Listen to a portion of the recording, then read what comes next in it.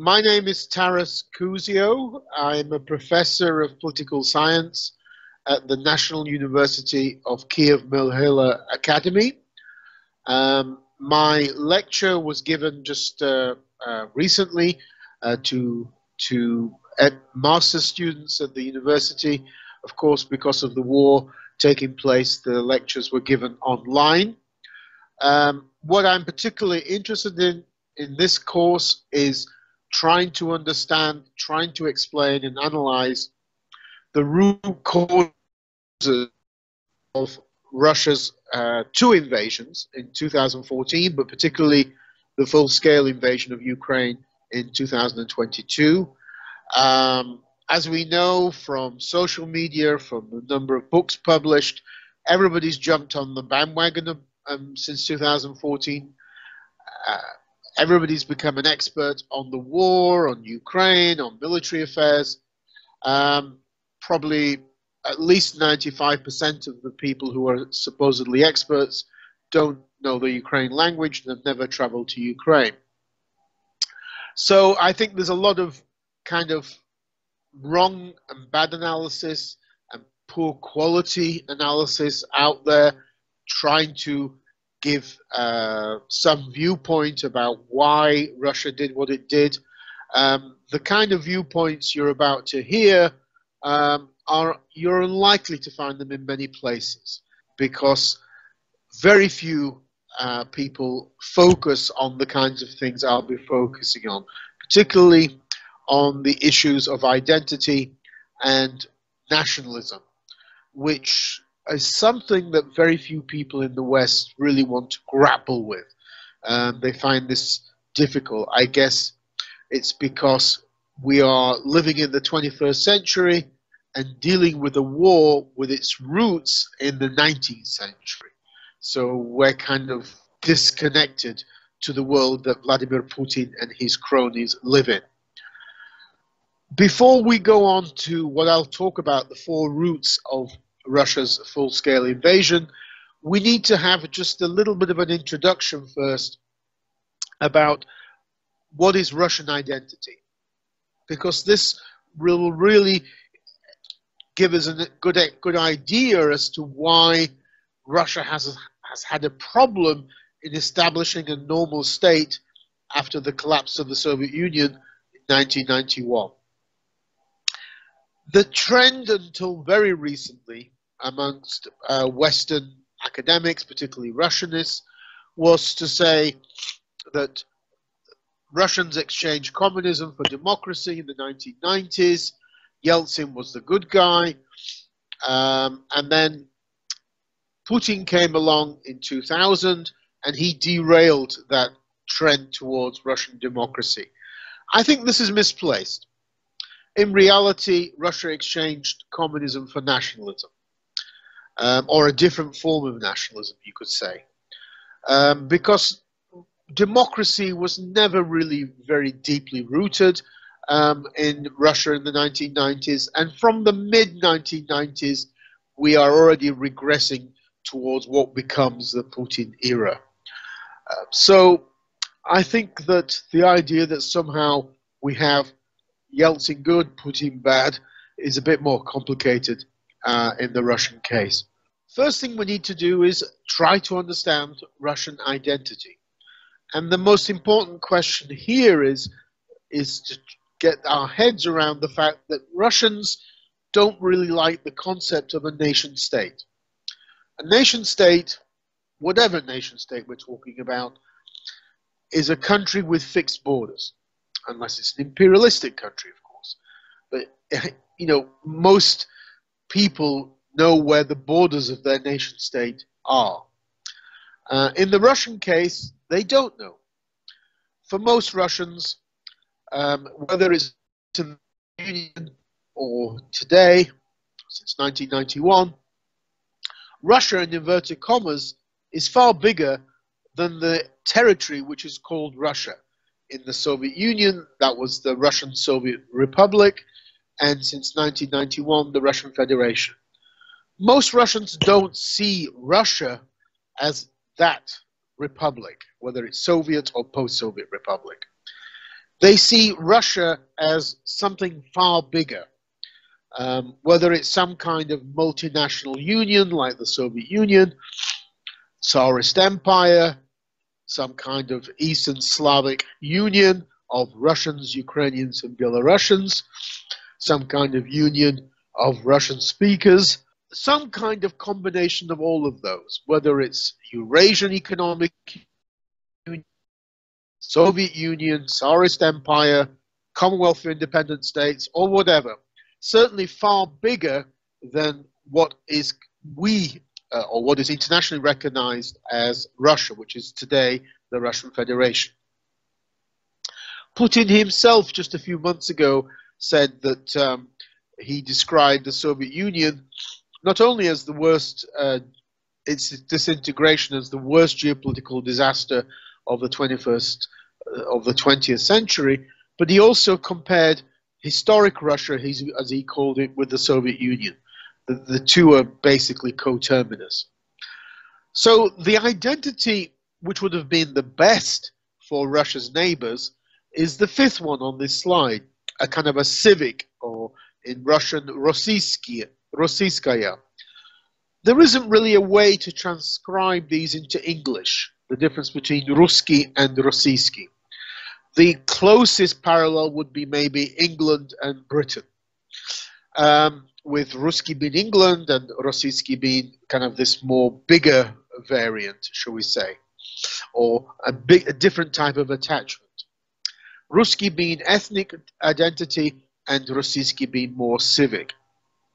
So if Russians adopted for a kind of a post-imperial civic national identity where they accepted the borders of the Russian Federation, said the other republics can go and do what the hell they want, and we are, all doing our own thing, as it were, then that kind of civic post-Soviet national identity would have been a very positive development for Russia. But actually, of these five identities, the civic one was always the weakest of the five. And therefore, the other four kind of competed with each other, or they overlapped. Many Russians would have maybe more than one of these four different identities. But crucially for our talk is that all of these four identities, whether it's Soviet, Tsarist Empire, Russian Union, Russian Union of Russian speakers, any one of those impacts upon Ukraine, because they all basically deny the existence of a Ukrainian state, and they deny the existence of a Ukrainian people. And that is key. So already from the early 1990s, most Russians were exchanging the Soviet communist identity, which already was mixed with Russian, to a kind of a post-Soviet Russian imperial identity. And that's inevitably going to lead to clashes with Ukraine, and there were clashes with Ukraine throughout the last 30 years, which culminated in the full-scale invasion. So when we see the next slide, we can see that this idea of a kind of a post-imperial civic identity was weak, and it's always really been weak, and it keeps transmuting to other things in Putin's Russia. Putin's Russia now, for example, likes to talk about Russia at the center of a new civilization. Putin talks about Russia not having any borders. Well, this is the anathema to a nation state, because a nation state has concrete, real borders. If you don't have borders, then you're basically an empire. You're saying wherever we grab hold of belongs to us. The origins of this are that, and I think this is something not many people really have got their heads around, as it were, is that in the Soviet Union, the Soviet Russian Republic was quite unique. It was quite unique in the sense that it was alone of the 15 republics. It had no institutions of its own. All the other republics, the 14 other republics, including Ukraine, had institutions like the Communist Party, a local Communist Party, local government, local Communist Youth League, local Academy of Sciences.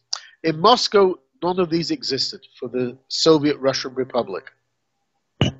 In Moscow, there were only Soviet institutions. And that's important because it meant that Soviet and Russian identity was basically the same thing. As Putin called it, Soviet Union was historic Russia. In 1991 as well, the Russian Soviet Republic never declared independence. Again, people kind of confuse this because they say, well, Russia has an Independence Day every year. Yes, it does, but it's based on the 1990 Declaration of Sovereignty. In 1991, Russia didn't do anything when the hardline coup collapsed in August of that year. Ukraine, for example, has a Declaration of Sovereignty in 1990, and a Declaration of Independence in 1991. So two declarations. And its independence is based on that declaration and the referendum it held in December, which achieved a massive landslide of 92% in support of independence. So Russia never declared independence, never had a referendum. What actually happened was Boris Yeltsin just pushed Gorbachev aside and just took over Soviet institutions in Moscow. So the Soviet Union became Russia, as it were. That is very, very different to the way it had to be approached in Ukraine, where once you became independent, there were very few institutions for a sovereign, independent country, Kiev. These had to be built and built up from the ground up, as it were. So institutions like Ministry of Defense, Ministry of Foreign Affairs, and all of the institutions you need for an independent state. So when we get to the fourth slide, we can see that the trajectories already were very different for Ukraine and Russia by the early 1990s, and this divergence, which I'll talk about later, became wider and wider over the next 3 decades. Let's look at now the slide where I list all of the 4 sources which I believe underpinned Russia's full-scale invasion. The first one is Imperial Nationalism, which we'll talk about now. Then we'll talk about Soviet nostalgia, xenophobia, and divergence. Imperial Nationalism. In slide 7, we can see that Imperial Nationalism is something that was revived, particularly in the 2000s, but it began in the 1990s, but particularly under Putin in the 2000s, a pre-Soviet Russian nationalism which denied the existence of Ukrainians and Belarusians. Russians, Ukrainians, and Belarusians were depicted as people who were branches of one nation, a kind of a pan-Russian nation. In the Russian language, this would be called Общерусский народ.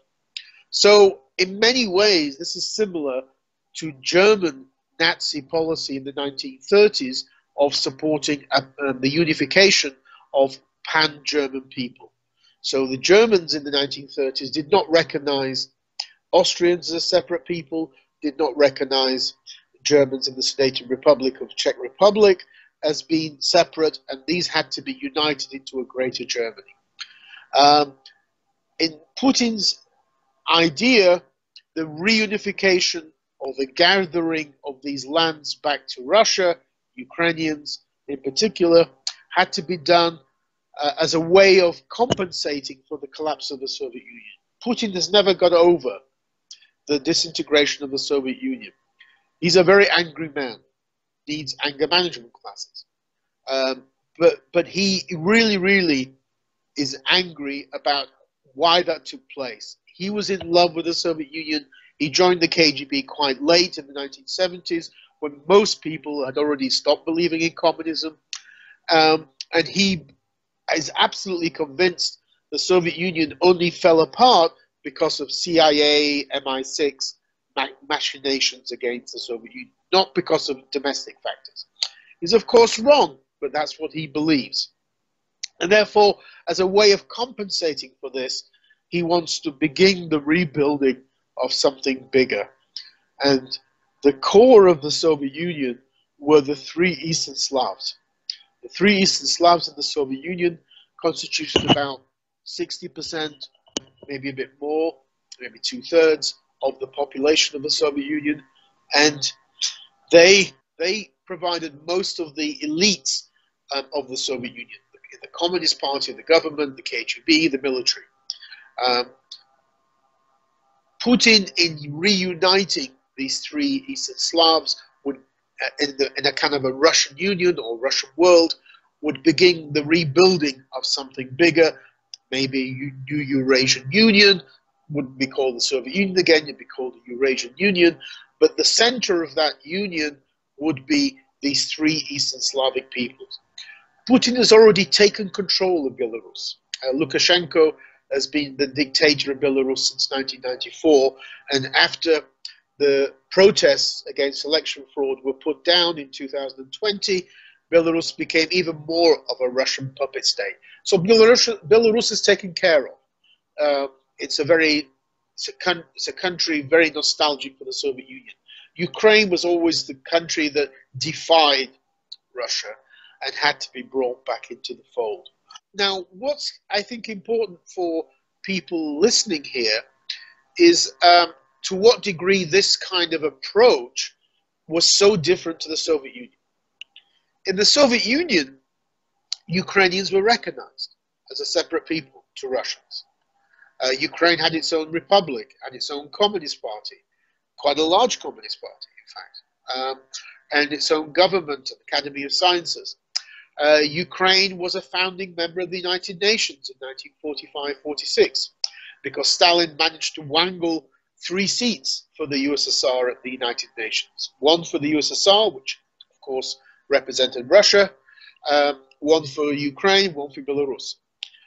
So Ukraine, even the Ukraine language was recognized as separate to Russia, even though of course there was Russification.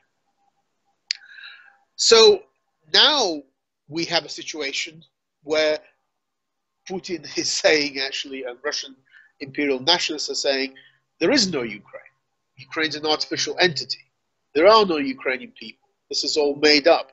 Ukrainians are just being they're in a state of delusion, influenced by the CIA or MI6, into believing they're different from Russians, when in fact we're actually one people. Putin talks about Russians and Ukrainians being always one people.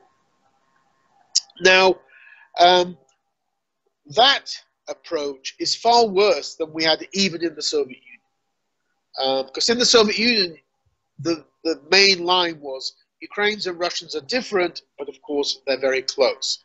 But nevertheless, they're still different. Today, the line is Ukrainians and Russians are the same. And Ukrainians have no right to decide their own destiny, their own future, because they should be always with Russia. They were born with Russia 1,000 years ago. They always wanted to unite with Russia, and they always will be with Russia. Ukrainians have no right to their own independent decision-making. When we go to the next slide, we can see to what degree these kinds of pre-Soviet ideas have been revived in Putin's Russia. We have, for example, this book from 1920, which I bought maybe 4 decades ago in an antiquarian bookshop and put it aside. I think it's just a little book, I'll never need to use it. Well, in actual fact, these kinds of books are the ones being reprinted in Putin's Russia by white Russian emigres. The whites were the ones fighting the Bolsheviks, who were defeated by the Bolsheviks and then fled to Europe, where they were quite influential in many Western European countries in the 1920s and 1930s. On the outskirts of Paris, there's a huge cemetery with white Russian emigres, Cossacks, the ones who fled from Bolshevik Soviet Union in early 1920s. These kinds of texts are saying what is now being spread inside Russia, that Ukraine is a fiction.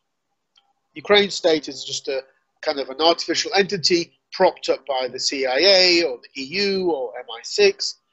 In those days, when these kinds of books were published, this was the Austrians and the Poles were the ones propping up Ukraine as a way of weakening this Russian unity, as it were. Putin has also talked about how there's a kind of a conspiracy. There's always a conspiracy with ex-KGB people like Putin. And the conspiracy in the old days, late 19th century, early 20th century, the conspiracy was by Poles and Austrians.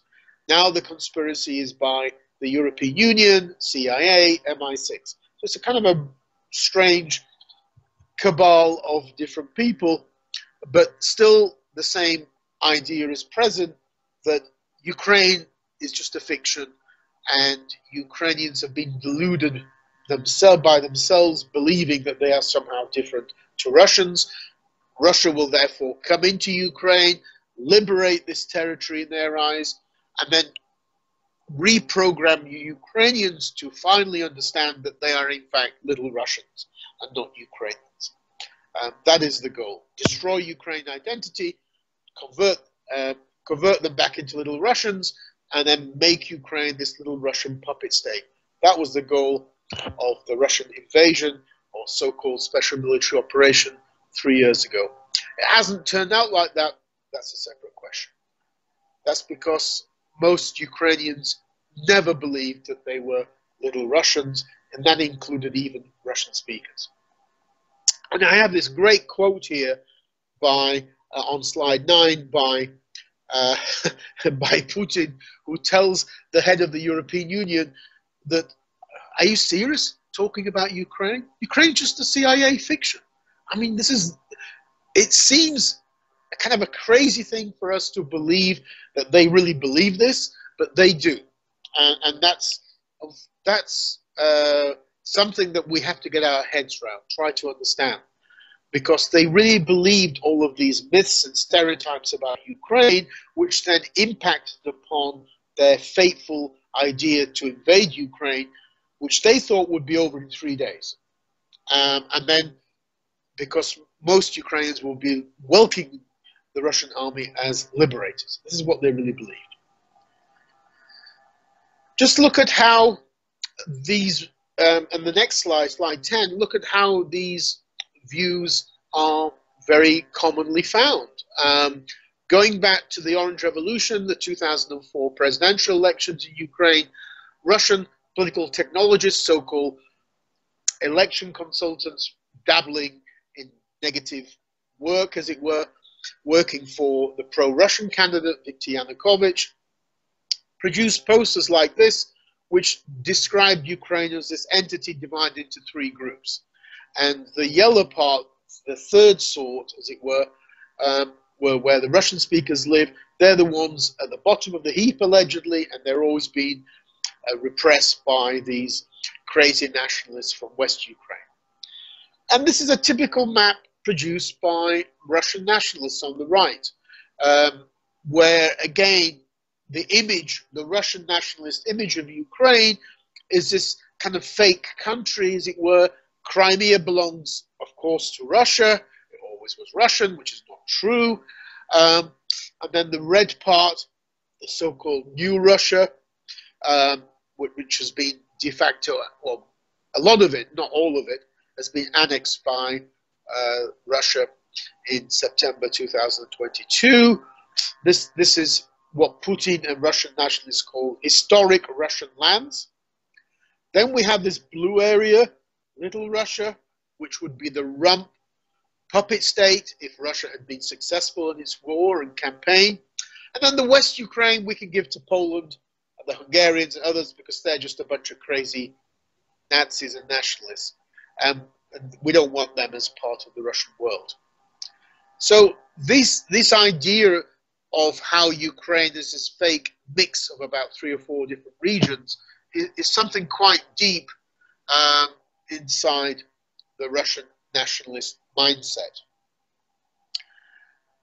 If we go on to slide 12, we can look at how the Russian Orthodox Church is central to this kind of imagination of how Russian nationalists look at Ukraine. The Russian Orthodox Church and Russian Orthodox Church Patriarch Kirill are completely in bed with Putin and the Russian army in supporting the full-scale invasion of Ukraine and the destruction of Ukrainian churches and destruction of Ukrainian identity. They fully support this. This is because the Russian Orthodox Church itself is an unusual church. In every other country, an Orthodox Church is attached to one country. Greek Orthodox Church, Bulgarian, Romanian. In this case, the Russian Orthodox Church was revived by Stalin in 1943 to help with the war effort as a church belonging to the Eastern Slavs. So it wasn't just a Russian church. Although it was called Russian Church, it was also a church for Russia, Ukraine, and Belarus. In Ukraine and Belarus, the Russian Orthodox Church was given the parishes which were stolen from the banned Ukrainian Greek Catholic and Ukrainian Orthodox churches. So this hostility to the idea that Ukraine can go on its own path, can take its own path religiously, is something very different to other Orthodox churches elsewhere. And the parishes in Ukraine, which belonged to the Russian Orthodox Church, were quite sizable. We're talking different estimates of between 40 and 60% of all Russian Orthodox Church parishes in the Soviet Union were actually in Ukraine.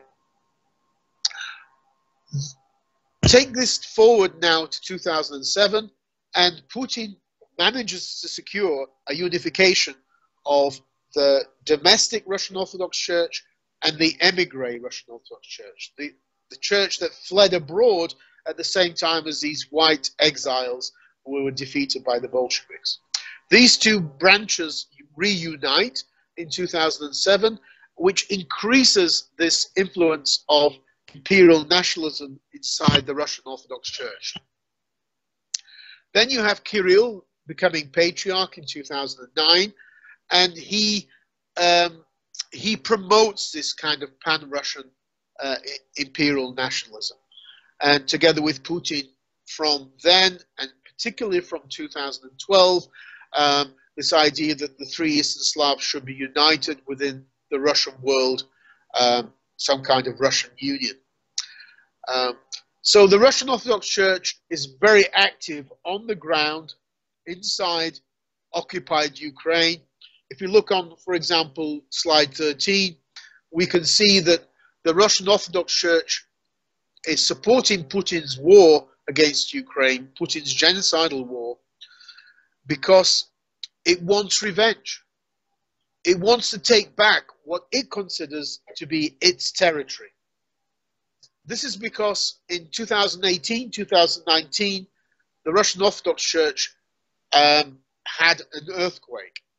And the earthquake was caused by Constantinople Patriarch Bartholomew removing Ukraine from under Russian Orthodox canonical territory and giving the Orthodox Church of Ukraine autocephaly, which is independence from Russia. This was like an earthquake for the Russian Orthodox Church. Putin called an emergency meeting of the Russian Security Council, because how can you have this pan-Russian unity? How can you have this Russian world without Kiev, without Ukraine, without Little Russia, as it were? And so supporting the war is a way of maybe reclaiming back this Ukrainian territory. It's not going to work like that, but that's, I think, the thinking. So wherever the Russian army is occupying Ukraine, in Crimea, in the Donbas region of eastern Ukraine, in Zaporizhia, southern Zaporizhia Oblast, or eastern Kherson Oblast, the Russian Orthodox Church is actually collaborating with the Russian army and the Russian security services in repressing Ukrainian churches, Ukrainian Greek Catholic, Orthodox Church of Ukraine, and Protestant churches. Their premises are stolen and taken away from them. Their churches are closed down. Clergy are imprisoned, tortured, and in some cases murdered. If we go to the last slide of this section, number 14, this is the kind of language which is used by the Russian Orthodox Church to talk about the war. To me, this is the language and ideology of fascism. They describe Putin's so-called special military operation as a holy war to liberate the single spiritual space of Holy Rus. So what they're talking about as Rus is this Kiev Rus territory of Ukraine, Russia, and Belarus. They describe the Ukrainian authorities, which were legally elected in 2019, as a criminal regime. What right do they have to call President Zelensky and the Ukrainian parliament as a criminal regime? They, of course, use this Imperial Russian language, Russian nationalist language, to talk about how the West controls Ukraine and prevents it uniting with Russia. So they support Putin's and the Kremlin's goal of the restoration of the unity, or as they call it, of the Russian or pan-Russian people. And they go back to pre-Soviet language in calling the pan-Russian people this trion, this trinity of great, little, and white Russians. So Russians, Ukrainians, and Belarusians. I think many people would see the Russian Orthodox Church, therefore, as heavily involved and deeply involved in the war crimes committed by the Russian regime, Russian army, and security services. The Russian Orthodox Church is complicit in that and sadly involved in those war crimes. If we look at now the second slide, second section, which is now going up to slide 15 and 16, what we're talking about is nostalgia. And Putin's regime has promoted this Soviet nostalgia, this nostalgia for Russia as a great power, harking back to the Tsarist period, re-Sovietization of Russia in terms of youth groups, in terms of education system, in terms of national anthem, a cult of Joseph Stalin, can you believe it? The criminal tyrant who murdered millions of people, including Russians. A cult of Stalin has been promoted, linked to a quasi-religious cult of the so-called Great Patriotic War.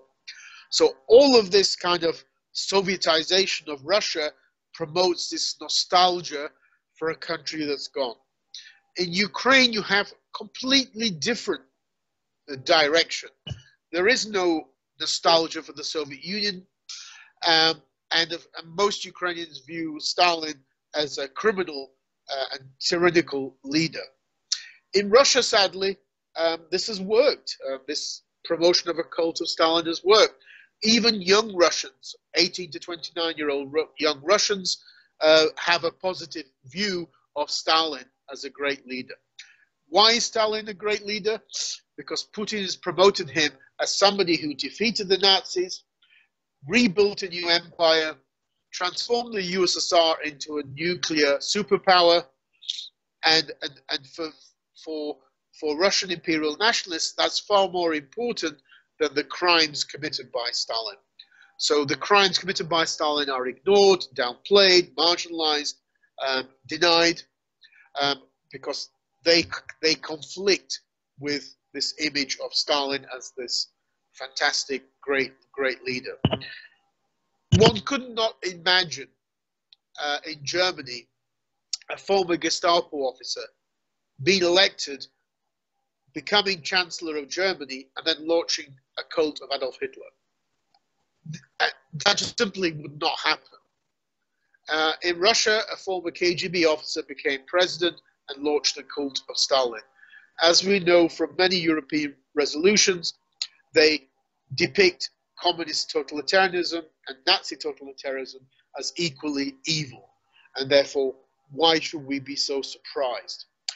This promotion of a cult of Stalin, Sovietization, and celebration of the victory of the Soviet Union over Nazism in the Great Patriotic War has a direct impact on the way the Russian army acts in Ukraine. Without looking at any attempt to investigate past crimes, or if human life is still not very important, as it is not in Russia, then it's not surprising that the Russian army is committing war crimes and human rights abuses in Ukraine, because human life is not viewed as important. The crimes of Stalin are ignored, downplayed, marginalized, denied, and the Soviet army of the past and the Russian army of today, they are basically the same. Nothing much has changed between the two. Then and now, the Russian army, Soviet army, used aggressive tactics against civilians, used torture, imprisonment, extrajudicial executions, rapes, looting. Ukraine has collected over 130,000 crimes committed by the Russian army and security services in Ukraine. 130,000. And that's only in a war that's just below 3 years old. The way this war is portrayed in Russia is portrayed as a war against Nazis. Ukrainians are the Nazis. De-nazification is what the Russian army is supposed to be doing in Ukraine. This is a second, as it were, Great Patriotic War. Our granddads fought the Great Patriotic War in the 1940s. We are now continuing this war against Ukrainian Nazis who are working in cahoots with Western intelligence services. Of course, this has nothing to do with reality. In both the Soviet Union and today,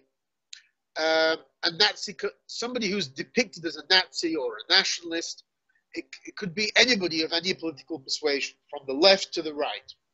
All it means in the Soviet Union now is somebody who disagrees with Soviet or Russian policy. If they support a trajectory for Ukraine to integrate into Europe, if support the Orange Revolution, the Euromaidan Revolution, if they support an identity where Ukrainians are different to Russians, then they are nationalists and Nazis and Russophobes. So this terminology has nothing to do with what we would understand a Nazi to be in the West. It's nothing to do with political science definitions. The roots of this abuse of this kind of language go back to the Soviet Union, when Ukrainians were always depicted, if they were dissidents or if they were oppositionists, nationalists, they were always depicted as bourgeois nationalists, Nazi collaborators, and agents of Western intelligence services. And this has been revived by people like Putin, who, after all, are ex-KGB officers. So it's not surprising they've done this. And again, we shouldn't be surprised as well, because in the Soviet Union, Ukrainians were the highest proportion of political prisoners. They were far higher in the numbers in the Gulag, in the camps, concentration camps, than their numbers in the Soviet population. Something like, if about 17–18% of the Soviet population were Ukrainians, about over 40% of the political prisoners were Ukrainians. So this image of Ukraine, which existed in the Soviet Union, has now been revived. If we go on to the slide 18, this just gives a kind of an overview of what I've been talking about. The idea of how the Soviet Union misused these terms and how Russia is continuing to misuse these terms, which have nothing to do with reality. I mean, after all, President Zelensky is Jewish. How could he be a Nazi? His family suffered in the Holocaust. It's all to do with, if you think Ukrainians are different to Russians, if you do not agree that Ukrainians are little Russians or confused little Russians, then you are, of course, a Nazi, which is, of course, ridiculous. And that doesn't matter whether you're a Ukrainian speaker or a Russian speaker. So when we go to slide 19, we can see what were the Kremlin's 4 goals of denazification.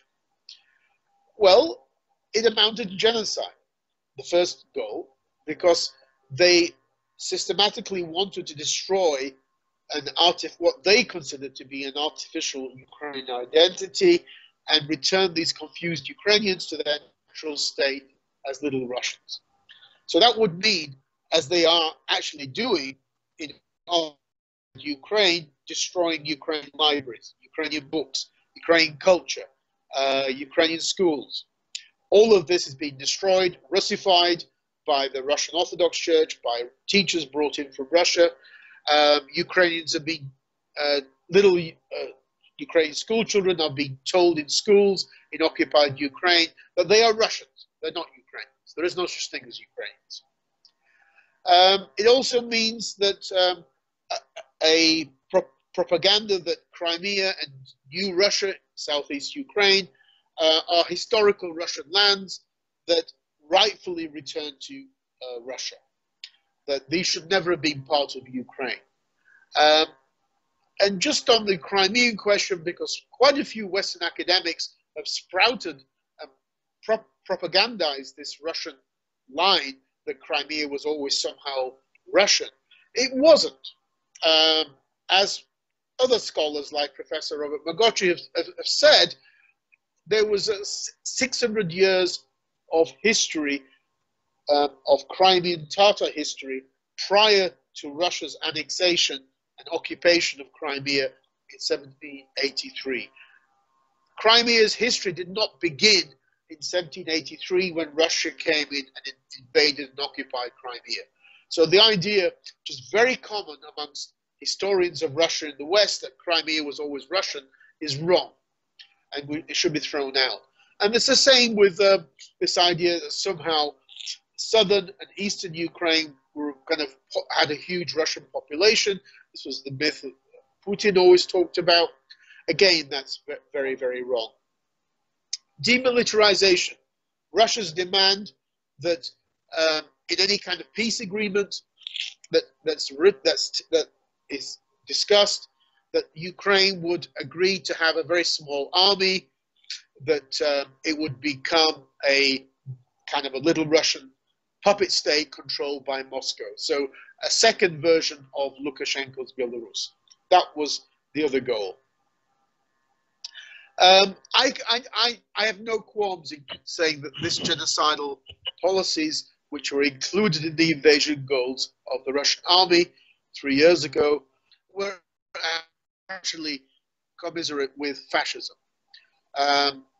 The Russian army, the Russian security services invaded Ukraine with death lists, with lists of people, teachers, civil society actors, media journalists, politicians, religious clergy, who were to be either murdered or deported to Russia.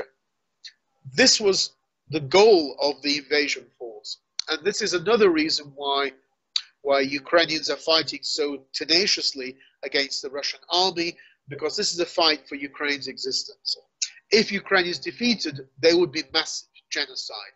And we've seen that in many parts of Ukraine, where the Russian army is occupied, that they've left massive graves of people that have been murdered, tortured, and raped.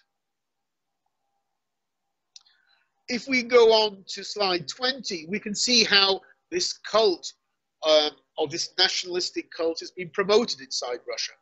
You have these book series and posters of Vladimir Putin as the last or the most recent successor leader, following on from Peter the Great, Catherine, Ivan the Terrible, Stalin, who were big Russian leaders who managed to expand the territory of Russia.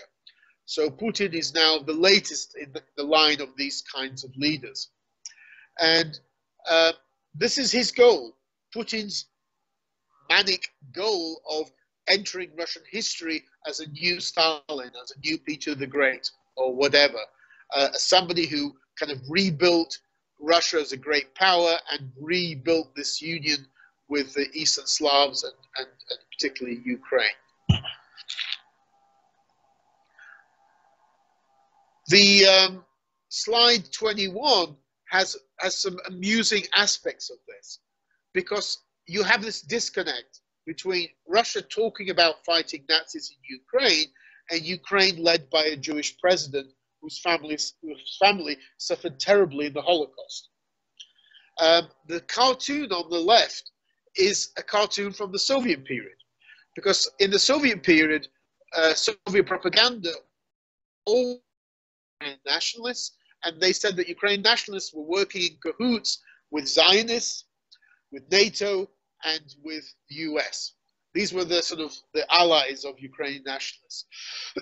You can see this from this anti-Semitic cartoon with depictions of Jews.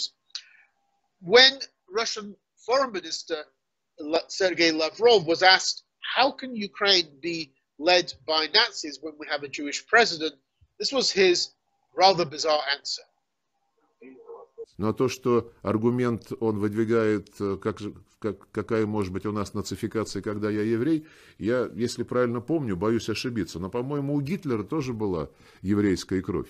Это абсолютно ничего не значит. И мы уже давно слышали мудрый еврейский народ, который говорит, что самые ярые антисемиты, как правило, евреи. So Russian Foreign Minister Lavrov throws it out of the window, the idea that why you can't, there's simply no problem to have a Nazi country run by a Jewish president, because he uses the same Soviet arguments. Well, in the Soviet Union, just like now, these Zionists, like Zelensky, collaborated with Ukrainian Nazis and Nazis. Of course, this is complete fiction. But this is the kind of world that Russian imperial nationalists operate in. We're now going to go into the third route, which I describe as xenophobia. And if we go to slide 23, we can see how xenophobia is very much linked to the war in Ukraine because of the kind of people running Russia today. Russia is described as a militocracy, as a country run by the siloviki, the people from the security services, former KGB, like Putin, like Nikolai Patrushev. And their mentalities were framed and formed in the Soviet Union. So they're driven by conspiracies. They're always afraid of conspiracies. They see the world in a certain way. They see the West as conspiring against Russia. They see themselves as fighting an existential war against the West. And this, again, didn't just begin today. Putin's first major anti-Western xenophobic speech was as far back as 2007 at the Munich Security Conference, and where he accused the West of trying to impose its will on Russia's neighbors. And because in the eyes of Russian imperial nationalists, the former Soviet Union is Russia's exclusive sphere of influence. And the West, whether it's NATO, European Union, United Nations, has no right trying to move into that territory. So former KGB people like Putin viewed the Rose Revolution in Georgia, Orange Revolution in Ukraine, Euromaidan Revolution in Ukraine as engineered by the CIA.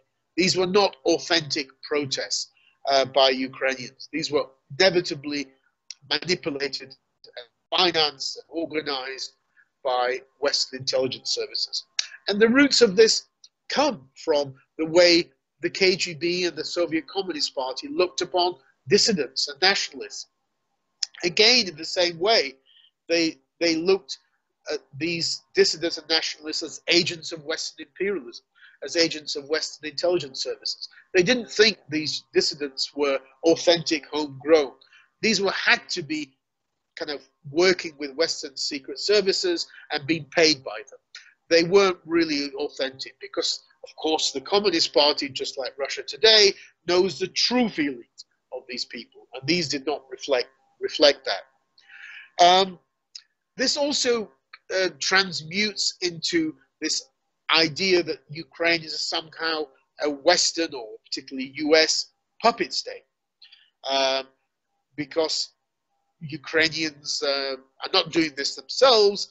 Most Ukrainians, of course, are little Russians. They may be confused a bit, and they want to go back to the Russian world, the Russian Union, back to Mother Russia, but they've been prevented from doing so by Western intelligence services and such like. In particular, since 2014 and the Euromaidan revolution.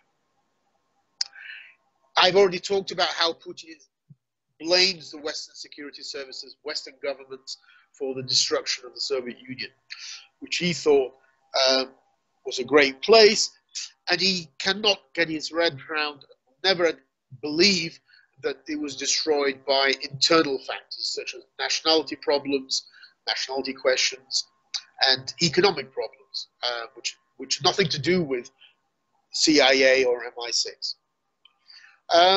Another factor is centuries-old Russian inferiority complex, how the West, in particular the US, does not treat Russia with equal respect. Russia wants to again sit at the main table with the US as an equal, as it were, members, and then they can partition Europe in a new Yalta agreement where Russia gets this and America gets that. This is how they perceive the world. It's not going to happen like that, but that's how they perceive it. They are very angry about how they feel the West badly treated Russia in the 1990s. One of the things that Putin really was angry about was when US President Obama described Russia as a regional power as opposed to a great power, because they insist that Russia is a great power.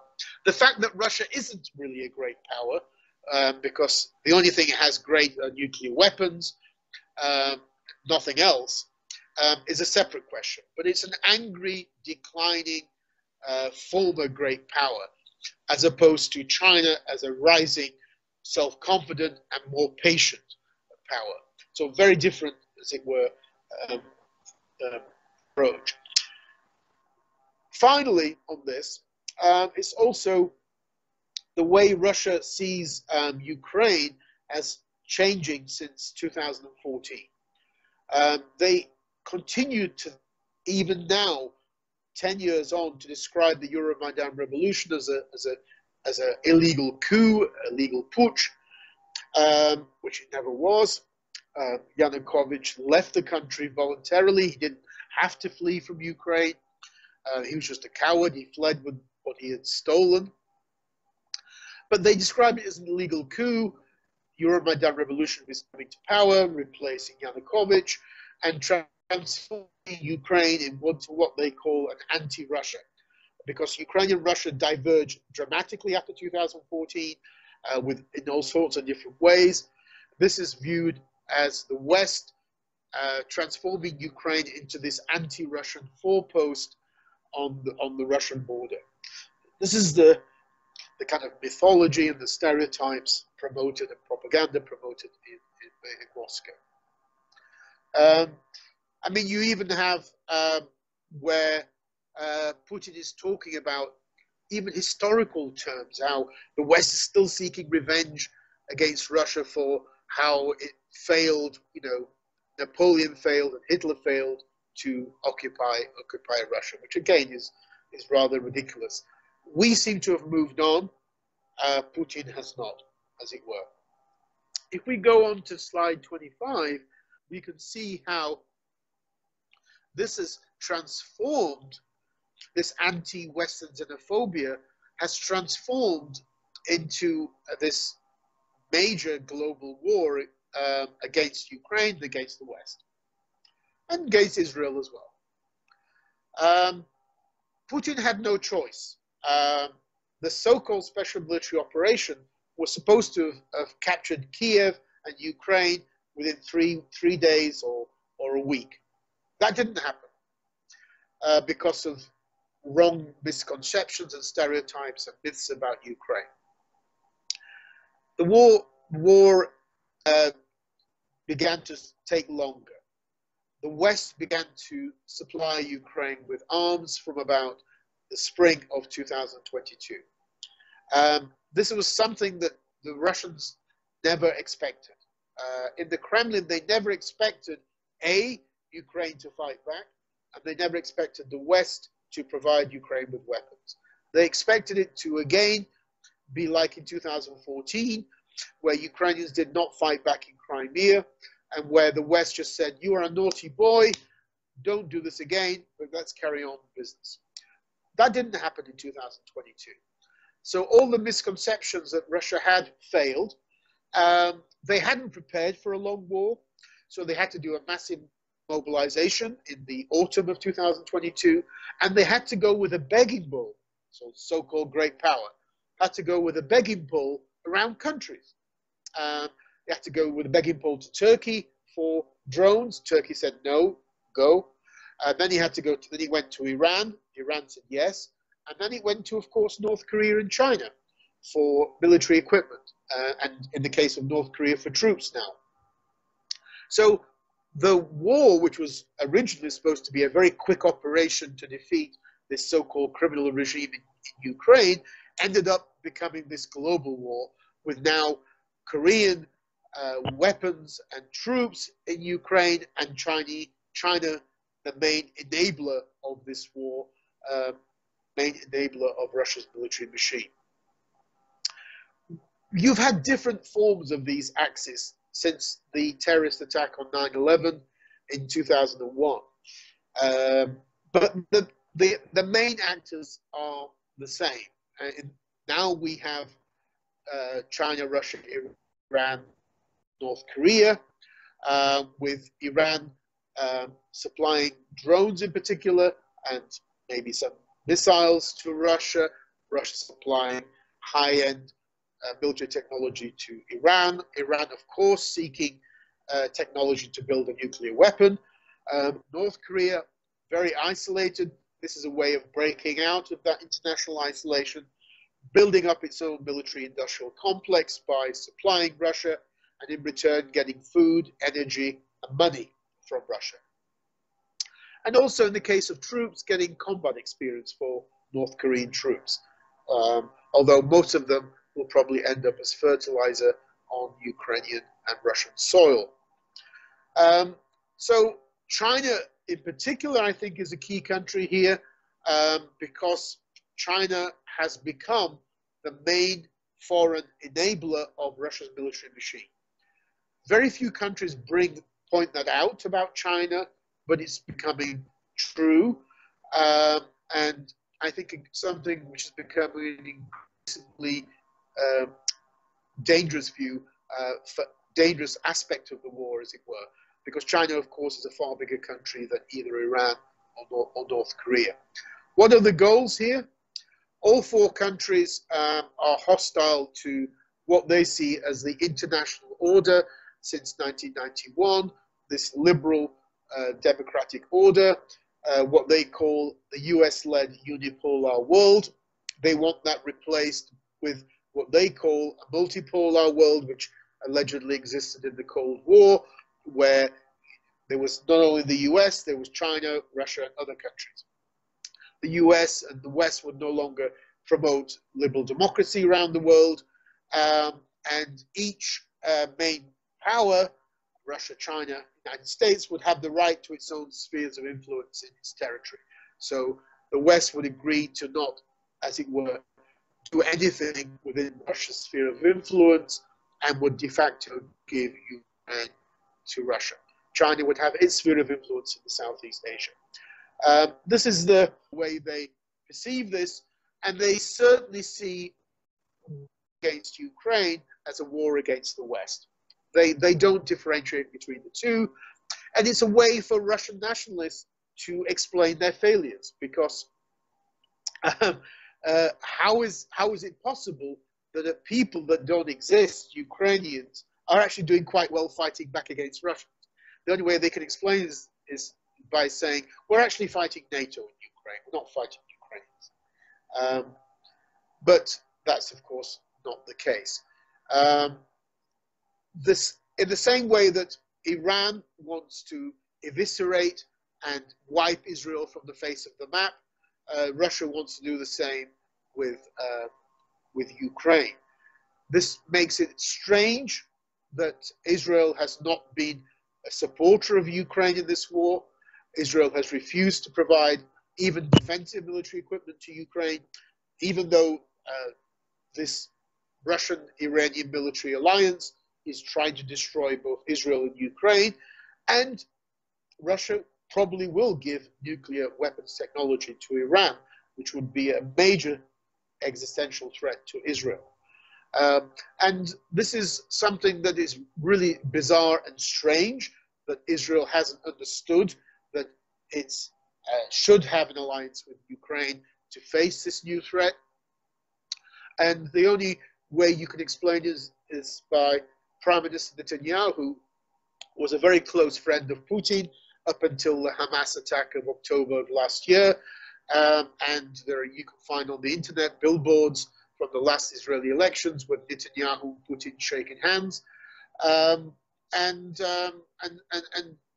there's also a large constituency in Israel who are former Russians, they are Russian Jews, who support far-right parties in Israel, who are part of Netanyahu's election coalition. And many of these Russian Jews who support these parties, these far-right parties in Israel, are pro-Putin, ironically. So that's another reason for Netanyahu not wanting, as it were, to work with Ukraine, even though Ukraine has a Jewish president whose family suffered in the Holocaust. Even though, but there you are. Rather bizarre on the Israeli side. The last part of the talk is about divergence, and in some ways the easiest part. So if we go to slide 27, I think one way to understand developments since 1991 in Ukraine is to say that there was a kind of a competition between two types of identity. One which was an identity which was Ukrainian, saying we are different to Russians, we are a separate people with separate history, separate culture, separate language, etc., which means we have a right to decide our own future, where we want to be. And another identity, which I would call pan-Russian, which said, no, we were born with Russians, we should always be together with Russia. Now, Ukraine here was very different to Belarus. Belarus has been controlled by that pan-Russian identity since 1994, when Alexander Lukashenko was first elected. And a kind of a Belarusian identity, different to Russian, has always been, in that sense, quite weak, far weaker than in Ukraine, at least until recently. We did see mass protests against election fraud in 2020 in Belarus, but it was noticeable that many of the protesters were speaking Russian, not Ukraine, not Belarusian. In Ukraine, on the other hand, Russia's always had a problem. Russia would always have wanted Ukraine to be like Belarus, to become a Belarus. The invasion was, one of the goals was to make Ukraine into a new, smaller in geographic size Belarus, called Little Russia. But the problem for Moscow and for Russian nationalists was that never really worked in Ukraine. Because this kind of pan-Russian identity, anti-Ukrainian pan-Russian identity, was only really popular in two places in Ukraine, Donbass and Crimea. It wasn't really even really popular in other parts of eastern and southern Ukraine. And so if you look at the 6 Ukrainian presidents, only one of them, Viktor Yanukovych, was actually pro-Russian, supporter of this pan-Russian identity. In fact, all the other 5, whether they were centrists like Zelensky and Kuchma, or whether they were center-right like Yushchenko and Poroshenko, it didn't matter. They supported a Ukrainian identity different to Russian, and concrete policies that followed from that, such as supporting the Ukrainian language, opposing Russian becoming a state language, concrete views of history, or independence, autocephaly for Ukrainian Orthodox Church, and such like. So very different to the pan-Russian identity. And although, of course, there were differences between Zelensky, Poroshenko, Kuchma, Yushchenko, on the whole, these kinds of things were quite something that united them. It was actually President Kuchma on the 70th anniversary of the Ukrainian famine, the Holodomor, in 2003, who actually promoted around the world and lobbied governments to support the Holodomor as a genocide, to declare it to have been a genocide. It was Kuchma that began that, not actually Yushchenko. But the most important thing about these two identities is that Russia always intervened in Ukraine in support of pan-Russian identity, always demanded things, always demanded the Russian language be a state language, always demanded changes to Ukrainian education system and such like, demanded various other things. And it was not really getting anywhere on this. Russia thought it had its best chance with Yanukovych, but that went out of the window. It finally pressured Yanukovych to drop support for signing an association agreement with the European Union in November 2013. And then Yanukovych was supposed to, as it were, turn his back on Europe, become re-elected in 2015, and then take Ukraine into the Eurasian Economic Union. Basically do the same as what happened in Armenia. In Armenia at that same time, the pressure was on Armenians. They dropped signing of the European Union Association Agreement and joined the Eurasian Union. There was no revolution in Armenia against it. In Ukraine, that didn't happen. There was a Euromaidan revolution, which eventually Yanukovych had to flee the country, and the pro-European identity came to power, as it were. What this meant was that after 2014, a pro-Russian, pan-Russian identity became marginalized, became very weak. The Party of Regions was gone, disintegrated. Its successors were very weak. And also, the Communist Party was made legal because it refused to abandon and not show its communist symbols. So a kind of an alternative or a pro-Russian alternative supported by Moscow was out of the picture. And Ukraine, from 2014 onwards, began to diverge from Russia even more than it had in the last 30 years. This was something very troubling, as it were, to Moscow. So if we go to slide 29, we can see, or 28 and 29 first, we can see that developments in Russia also diverged very much from Ukraine. And the three areas to look at are the type of regime, memory politics, such as history writing, and foreign policy. In the Russian case, I think you could break up the last 20 or so years, in particular under Putin, as how much Putin keeps moving to the far right. Firstly, after the Orange and Rose revolutions in about the mid-2000s, then when he comes back as president in 2012 and develops the idea that he's going to bring Ukraine back to the Russian world. And then from 2020, Russia changes its authoritarian political system to a dictatorship. The constitution is changed. Putin becomes de facto president for life. And then full-scale repression takes place inside Russia. A cult of war is even more promoted. And that, of course, impacts upon external aggression, in support of external aggression. So if we look at slide 29, we can see that how much Russia has regressed in compared to Ukraine. If Ukraine was kind of slowly but surely moving towards a democratic political system, maybe 2 steps forward, 1 step back, but at least moving in that direction, holding free elections, Russia was going the other way, moving from an autocracy, an authoritarian system, to a full-blown dictatorship, with a cult of Stalin thrown in as well. And the Russia of today has more political prisoners than even in the Soviet Union. This is how much the country has regressed. 1 million Russians fled the country in the autumn of 2022 when they didn't want to get involved or get mobilized for the war. These would have been middle-class, young, intellectual Russians, primarily. Russia also, during this period of time, transitioned into what is called a mafia state. So not corruption, which exists in practically every country. Corruption has to be the second oldest profession in the world, probably. But the US government has been describing Russia as a mafia state for at least the last 14 years. That means everything in the country is corrupted. I mean, from the bottom upwards.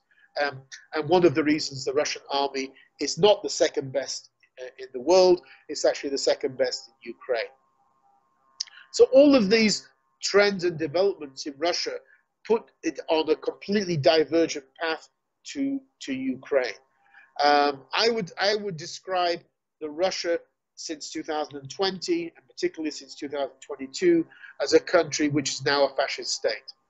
It's a country where you have this cult of leadership, cult of war, cult of imperialism, and a goal of reviving Russia as a great power on the bones and destruction of another country, in this case, Ukraine. So Russia and Ukraine diverging slowly, gradually, between 1991 and 2013. From 2014 onwards, that divergence was really sped up into turbo overdrive.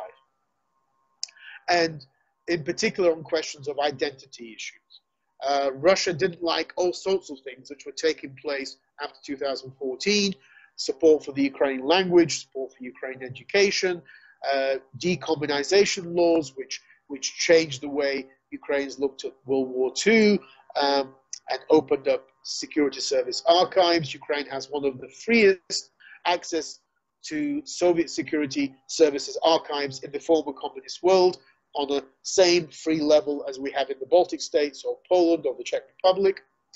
No other country in Eurasia outside the Baltic states, no other country in the former Soviet Union outside the Baltic states has such a free access to former Soviet KGB archives as Ukraine. Identity questions, independence or autocephaly for the Ukrainian Orthodox Church of Ukraine, the banning of Russian television from Russia, and Russian media websites and Russian social media. All of this was taking place after 2014. In the eyes of Russia, Russian Imperial Nationalists, Ukraine was moving in such a speed away from Russia that it would be very quickly lost. When Vladimir Zelensky was elected in 2019, he continued this trend. He didn't turn his back on what Poroshenko had implemented. He continued with Poroshenko's policies and actually was in many ways more radical. For example, Zelensky supported the banning of 5 pro-Russian television channels inside Ukraine, financed by Russia through Viktor Medvedchuk. Viktor Medvedchuk, Putin's de facto representative in Ukraine, was criminally charged with treason. And Zelensky created the Crimean platform in 2020, August 2020, as a means to lobby the international community about the occupation of Crimea. So Zelensky not only continued Poroshenko's policies, but he actually, in many ways, made them even more radical. Which reflects the fact it makes no difference whether Zelensky's a centrist, Poroshenko's a center-right politician, but they both support a Ukrainian identity and they both are opposed to a pan-Russian identity. In conclusion, I've looked at the 4 routes of Russia's full-scale invasion. I understand that this is a lot of information. It's a lot of stuff packed into one talk, but we'll unpack these routes in subsequent lectures, as it were. And these routes, I think, give us the best way of understanding why Russia launched this fateful full-scale invasion, the first full-scale war in Europe since 1945. And the four roots are this coming back of Imperial Russian nationalism, pre-Soviet, Tsarist, white Russian emigre Russian nationalism, which denied the existence of Ukraine and the Ukrainian people. This nostalgia for Russia as an imperial power, Russia as a Soviet Union, linked to a kind of a quasi-religious cult of the Great Patriotic War, a support, promotion of the 9th of May Great Patriotic War anniversary as a celebration of Russian military victory, not a commemoration of the tragedy of how many people died. That was in the past. Now since 2008, it's been a celebration of the glory of military victory, not giving a damn about the number of people and the suffering of people. Thirdly, xenophobia, how conspiracy theories are very dominant in the mindset of the former KGB officers running Russia, this militocracy running Russia, that somehow Ukraine's this artificial entity, Ukrainians are a fiction, supported in the past by Austrians, Poles, and now by the CIA, MI6. And Lenin, the founder of the Soviet state, was mistaken to provide Ukrainians with their own separate republic, because this provided this artificial view that they were somehow different to Russians. And then since 2014, Ukraine is a country transformed into an anti-Russian puppet state by the US, directed against Russia. So this is the kind of world that these Kremlin imperial nationalists live in. And finally, divergence. Ukraine and Russia were on a separate path since 1991 in the fields of the type of political system which existed in their countries, authoritarian in Russia, democracy in Ukraine. Ukrainians had free elections. Practically every single election was free except for one in 2004. They did not have to use tanks to fire at their Russian parliament, as was the case with Boris Yeltsin in 1993. Memory politics, the way history was written, was being diverged away from Russia. Ukrainians were developing a history which showed them to be separate and different, with their own history, different from Russians. And